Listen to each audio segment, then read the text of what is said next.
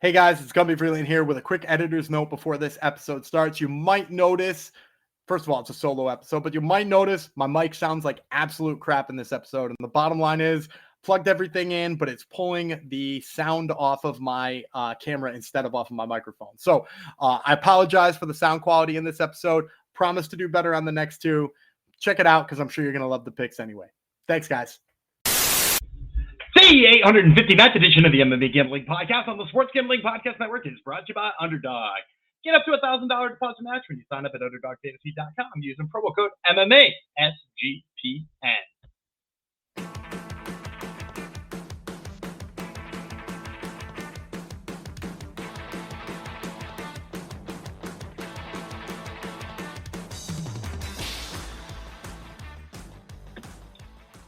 Howdy ho, Digitarinos, and welcome to the MMA Gambling Podcast on the Sports Gambling Podcast Network. I'm Gumby Vreeland. Without me today is Jeff Fox. He's on vacation for the next 3 episodes, so you're going to get me solo. But we know you guys need those picks, so we are going to be in your ears.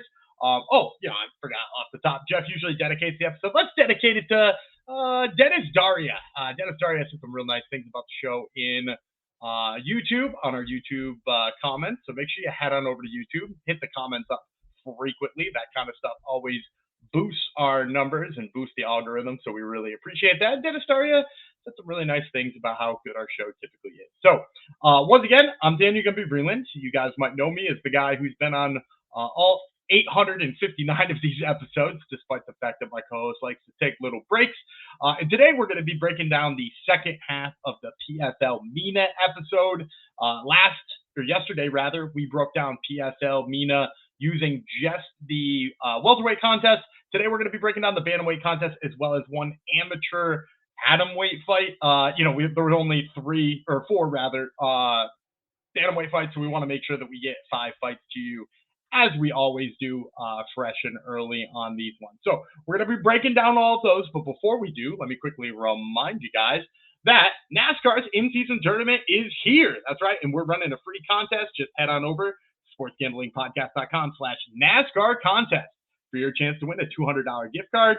And make sure to subscribe to the NASCAR Gambling Podcast. Let's face it, those guys are the best in the world at what they do. If you like my MMA picks, or you like anybody on this network here, you're definitely going to like the guys on the NASCAR Gambling Podcast. Super entertaining, always a good listen. Check them out wherever you get your podcasts or on YouTube. So, as I said before, we are doing PFL MENA today. That's right, we're hitting the last 5 fights on this fight card, although there is one extra AMI fight. Not going to hit it for you today. It's just, both being solo and it's an AMI fight. You barely ever get odds for that. It's just not worth it. So once again, this is taking place on Friday, and you can watch it on the PFL MENA app, or the PFL app rather. The MENA part is just a part of it. So you can watch both the Euro episode as well as the MENA episode this week, July 4th. This one's coming to you on Independence Day, and you can watch it in the PFL app, which I found is pretty useful. So without further ado, let's get into some of those picks, and we're going to start with, as I said before, with a atomweight fight, which is between Nour Fliti and Hattan Alsaif. So we'll start with Alsaif. Obviously, these are amateurs, so she's 0-0 in her career as a pro. She's 3-0 as an amateur. She has 3 TKOs. That's right, she's finished every single one of those fights, and she's going to be 2 years younger than Fliti. Fliti, 1-1 is an amateur, again, 0-0 as a pro. She has been submitted one time, and that was in her last fight. So she's coming off of a loss. She's a former 115-pounder, but as far as how I'm concerned with this fight, I don't really care that she was bigger once upon a time. For some reason, PFL MENA loves Hattan Alsaif. They think she's like the future. Now, granted, I'd really like if they knew what that future was, because right now they don't have an atomweight division. They don't really have a MENA women's division in any way, shape, or form. They've got no atomweights in PFL proper or PFL Europe, or maybe in PFL Africa, although I don't even really know what's going on there. So they don't really have a plan for Alsaif.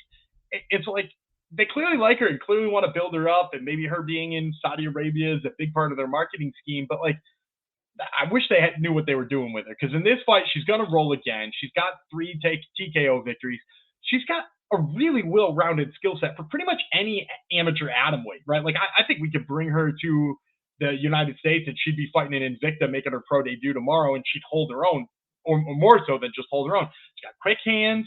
She's really sharp with her combinations. She knows how to put things together. You know, like she is a really strong stand-up fighter. And then on top of that, she's got a little bit of wrestling. Her jiu-jitsu doesn't suck. You know, like she's really a well-rounded fighter from the amateur side. My guess, if I had to put a guess on the line on this fight, they're probably going to come in somewhere at like negative 2,500 on Alsaif. And just so people don't think I'm just doing lip service to Alsaif and knowing that she's like the hot commodity or the 3-0 fighter against the 1-1. I did watch Fliti. You know, I went back and watched the fight where she was submitted, and I also got some like other footage from, you know, some of her training and some of the fights that she won. And really the bottom line is just like there's not a lot of grappling defense there. It's clear she's got some kickboxing in her background. I don't think it's as good as Alsaif, so I think she's going to get worked on the feet. But then even if Fliti started to find, you know, a little bit of success on the feet, or maybe started to make Alsaif feel a little uncomfortable, like that's great for her. And, you know, I would consider that a win on her side. But then she's just going to get steamrolled. She's going to get taken down. She's going to get submitted in almost no time. So Hattan Alsaif is the play. But my guess is that line is going to look quite a bit ridiculous and probably something that you're not interested in. All right, so that takes us through the first fight. And no, we got time for one more before hitting a little commercial break. So let's take it to the 135-pound division. That's right, the 135-pound tournament for PFL MENA gets started. So this is a quarterfinal fight. And we've got, hang on one second, I'm just pulling up little things I got over here. We got Nawras, Abzakh. Nawras, Abzakh, and Ali Yazbeck. You know, and usually here I am ragging on Jeff and his pronunciations, and it's a lot harder when he's not here. So let's talk about Abzakh first. His nickname's the Honey Badger. He's 12-6 in his career. He's got 1 knockout, 7 submissions. He has been knocked out 3 times in his career. He's 0-1 in PSL. He is 5-2 over his last 7. He has multiple regional championships on his, oh God, that sucks when he's not here, mantle. And then he's a former 125-pounder. He made his debut in 2014. Yazbeck, on the other hand, 5-0-1. He's got 1 knockout, 3 submissions. He is making his PFL debut. He does have a draw in his last fight, so he's 5-0-1 in his professional career. He's fought at 145 pounds, 170 pounds, which is way up there.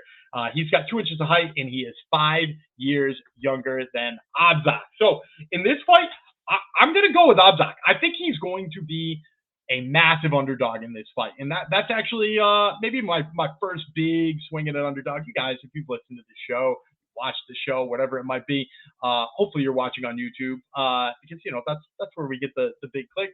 But wherever it is you're listening to it, you know I like to take some swings on big underdogs, particularly on the regional. Abzakh, for me, tough as hell. He's fought some really high-level competition. You know, the record might scare people away. You know, 12-6 certainly doesn't write home and tell you, like, hey, you know, I want to back this guy. But he's tough. He throws some really hard hooks, particularly when he can close that range. And you know, maybe he doesn't have the most submissions in his career, but he does have good submission skills, and that's the thing I really like about him. And then when you look at Yazbeck, you know, like, he's kind of got good top control when he fights.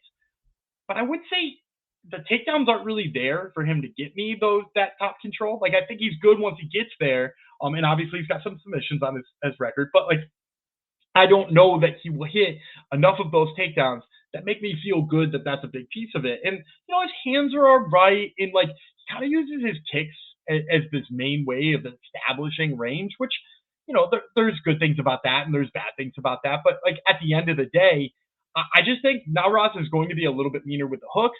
I think his takedown defense can hold up and force Yazbeck to strike with him. And if I didn't say so earlier, you know, I think he's going to be a big underdog. I think we're probably looking in the like plus 300 range for Abzakh.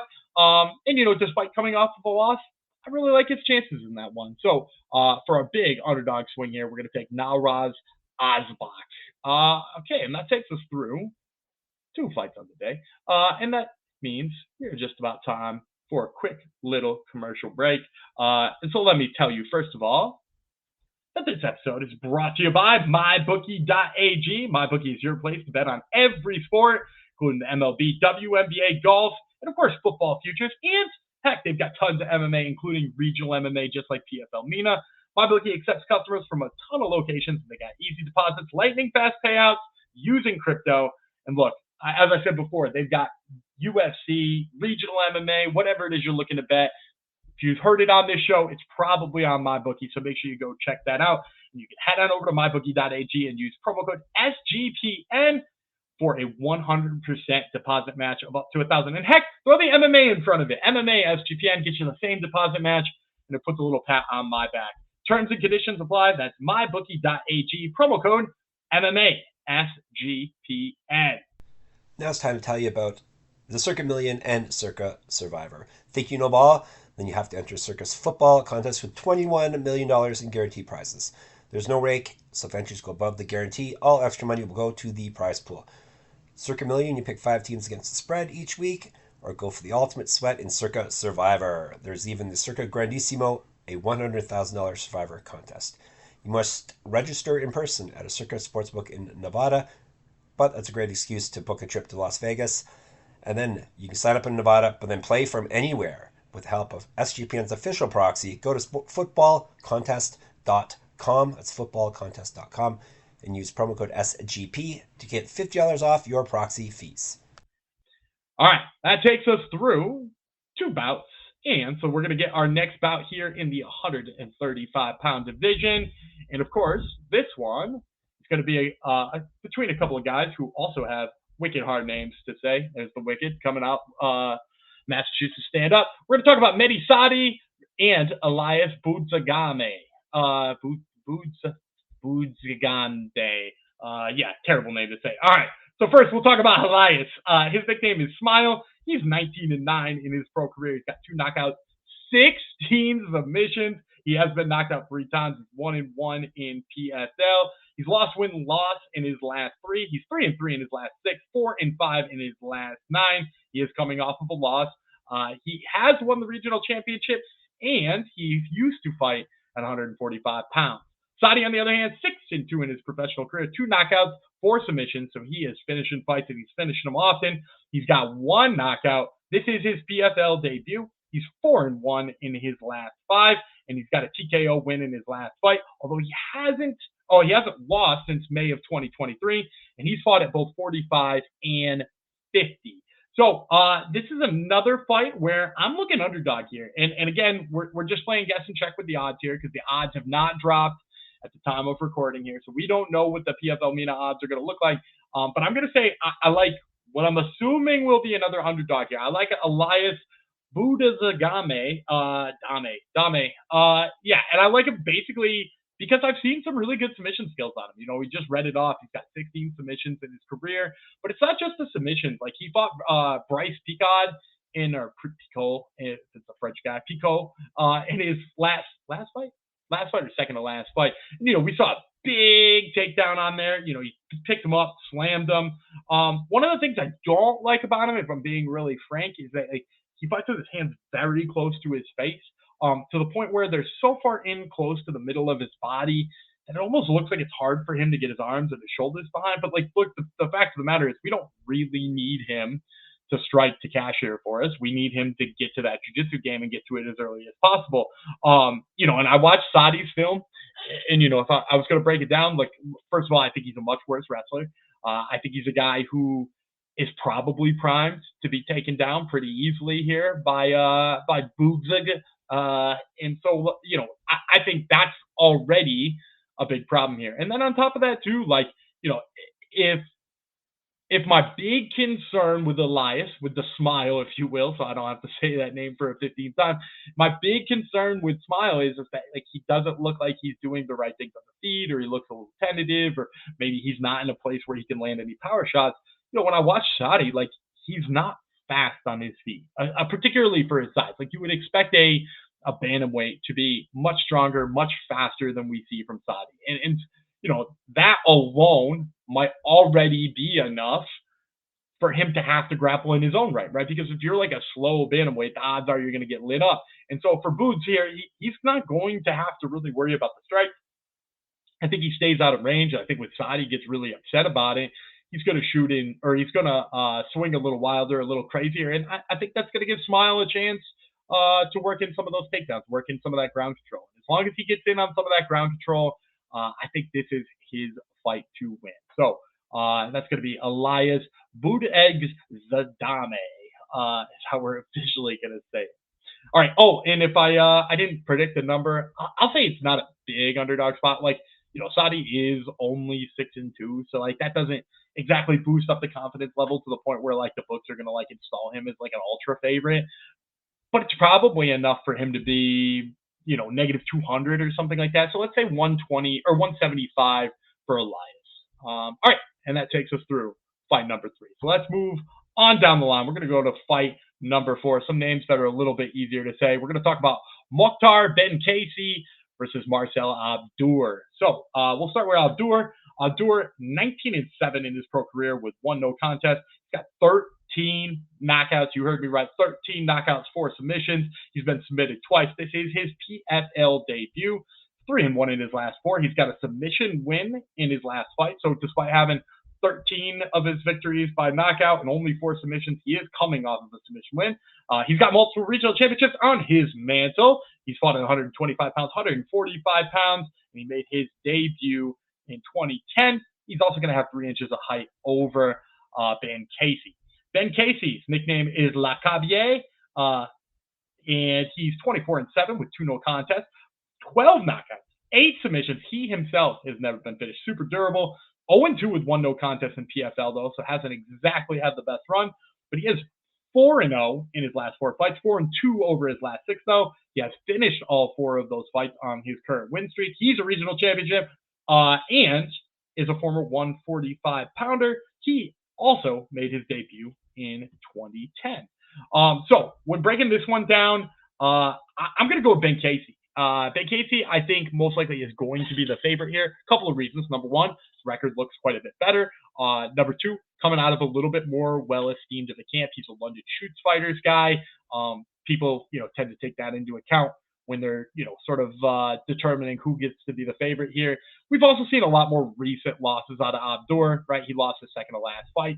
And, he's got some draws in there as well. So I think for that reason, we're going to see Benkaci as a favorite. I'm going to say like negative 210 here.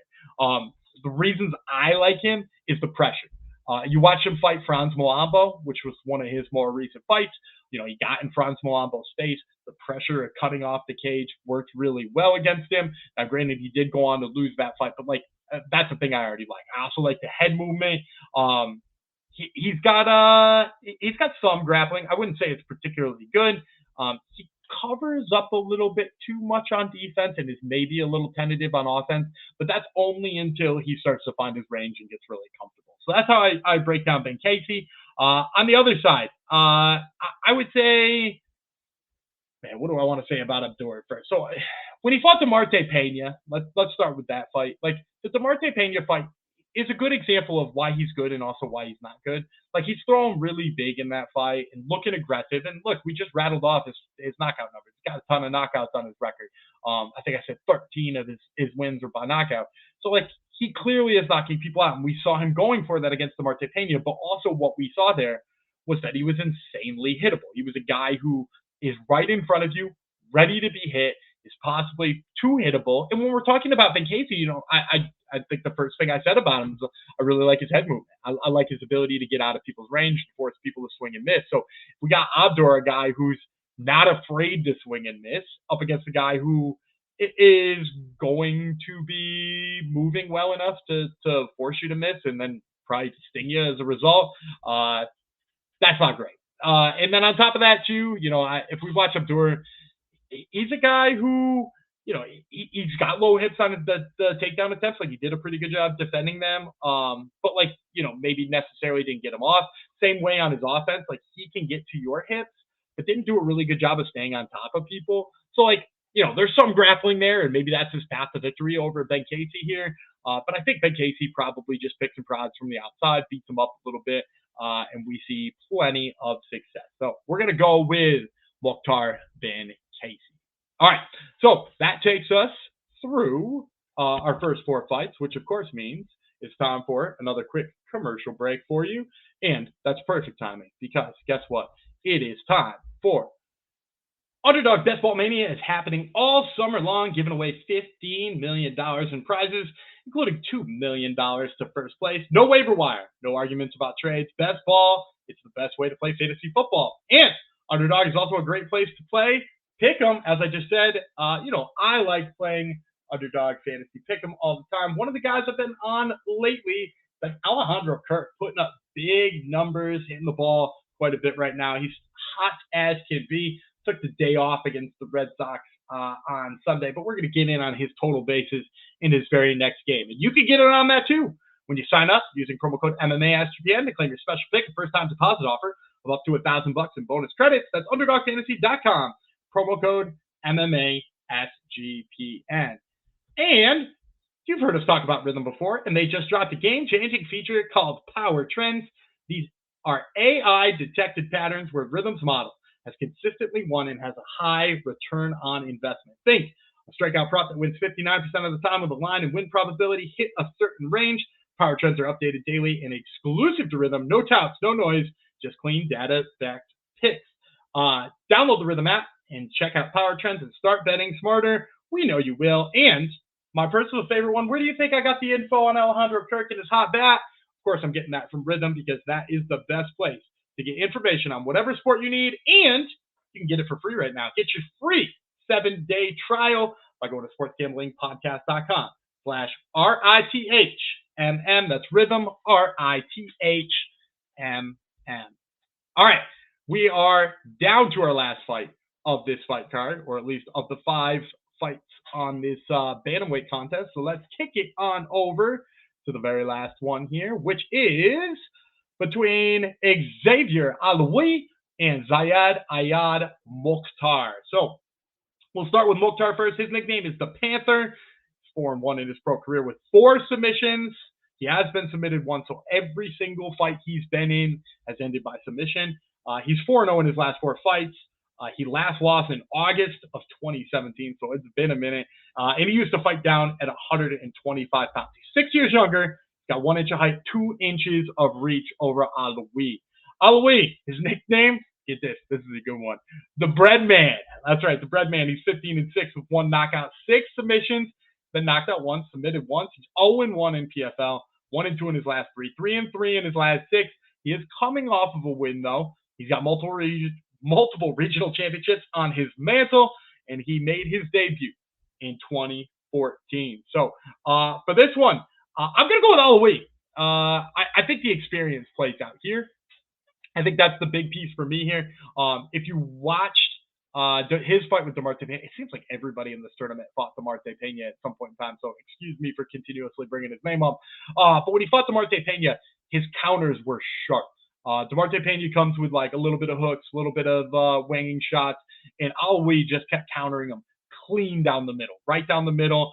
It's always multiples, which is another thing I like about him. You see a lot of counters out of Alaoui, but even when he counters, it's not one and walk away. 1, 2, 3 and pivot. So I really like that. And I think we've seen some really smart and improved wrestling defense out of him. If you look early in his career, watch some of his early fights, the wrestling defense is certainly not there yet. Like he clearly needs to round it out, but it seems like it's rounding out a little bit. And then when you watch Mokhtar, like this is I think I would define him as like, what's the word? He's like weirdly lanky. Not necessarily in a good way, but he is weirdly lanky. I know he's only 1 inch taller than Alaoui, but we are talking about 3 inches of reach here, which is, I think, fairly significant. So he's like a real lean, lanky guy. He's long, which, sometimes is an issue for another guy who's going to try to outstrike him, possibly an Alaoui. But the problem with him being long is it's just like a one-shot long. Like, as you can see by his record, the 4-1, the 4 submissions, all that kind of stuff. This is a guy who likes to hit one shot and then try to get on the inside for the grab. Like, he is a guy who maybe comes from the Stefan Struve school of being a lanky dude, which just means that, he'd way rather, tie you up in a triangle choke than he would try to figure out how to, put a combination together and hurt you. On top of that, too, Alaoui is a guy who trains at TriStar. which is another reason why I think the books will install him as a favorite here. Like he comes with a good game plan every single time. He looks like he knows what he's doing in there. And, he's picked up a couple of losses lately, which might help us bring the odds down. I mentioned I thought he would be a favorite at the top. I don't think necessarily a big favorite. We're probably talking about like negative 165. Like, this is a guy who, yes, he's good and he has been good, but like, the losses certainly are going to make people second guess it. So, but I think ultimately, I think his wrestling defense keeps him away from grappling with Mokhtar, which is big for him. And then on top of all of that too, I really think, the hands and the way he puts together combinations, he doesn't just leave it at one strike, is the difference maker. So that's going to do it for the 5 fights. PFL MENA at 135 pounds. Let me give you the winners real quick again. I'm going to go with Alaoui. I'm going to go with Benkaci. I'm going to go with Boudegzdame, which again, miserable to say. I'm going to go with Abzakh, and again, I'm going to go with Alsaif. And again, that's going to do it for this episode of the MMA Gambling Podcast. Once again, check out sportsgamblingpodcast.com for all of my writing, all of my co-host Jeff writing. We do picks every single day over there. I'm doing some underdog fantasy picks. I'm doing some no-run first inning picks. You're going to want to check that out. You can also check out our work outside of this podcast here. You can check Jeff out at moneymma.substack.com. He's got fun contests going on over there. He's got payout information, all kinds of good stuff. You can also check out my other podcast. I run the Top Turtle MMA podcast. This week, we're going to be talking to Anthony Guarasio, who is going to be fighting on Contender Series coming up this summer. And we are also talking to Salvatore Liga, who is going to be on PFL Europe, which we're going to talk about tomorrow. So once again, make sure you check us out tomorrow on the PFL Europe episode. I'm Danny Gumby Vreeland. There is no Jeff Fox, and I'll see you tomorrow.